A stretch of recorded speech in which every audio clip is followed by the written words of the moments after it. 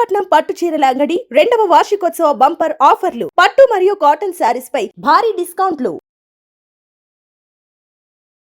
ఇరాన్పై America, Israel దాడుల ప్రభావంతో తొలుత భారీగా పెరిగిన బంగారం, వెండి ధరలు మరొకసారి నేలచూపులు చూస్తున్నాయి.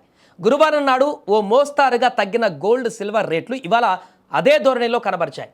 24 క్యారెట్ల 10 గ్రాముల పుత్తడి ధర 10,000 తగ్గి 1,62,870గా ఉండగా 22 క్యారెట్ల 10 గ్రాముల ధర కూడా అదే స్థాయిలో పడిపోయి 1,49,290 వద్ద ట్రేడ్ అవుతుంది.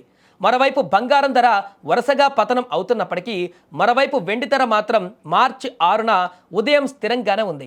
ప్రస్తుతం హైదరాబాద్ నగరంలో కేజీకి 2.95 లక్షల వద్ద ఉంది.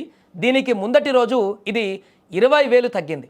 మార్చి 2న కూడా 10,000 పతనమైపోయింది.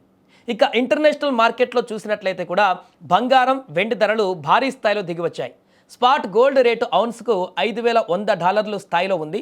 కిందటి రోజు ఇది $5,200 మార్కు వద్ద ఉండేది.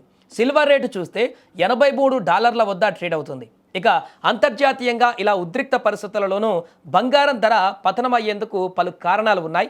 ఇక్కడ ఇతర కరెన్సీలతో పోలిస్తే ప్రధానంగా US డాలర్ బలపడుతోంది. ఇది బంగారాన్ని ఆకర్షణ కోల్పోయేలా చేస్తుంది. ఇదే సమయంలో పెరుగుతున్న ద్రవ్యోల్బణం ఆందోళనలతో US ఫెడరల్ రిజర్వ్ సమీప భవిష్యత్తులో వడ్డీ రేట్లను తగ్గించబోదనేటువంటి సంకేతాలు బలపడుతున్నాయి. ఫెడ్ వడ్డీ రేట్లను తగ్గిస్తేనే బంగారం ధర పెరుగుతూ ఉంటుంది. కానీ ప్రస్తుతం అలా జరగకపోవడంతో బంగారం ధర తగ్గుతున్నట్లు నిపుణులు భావిస్తున్నారు.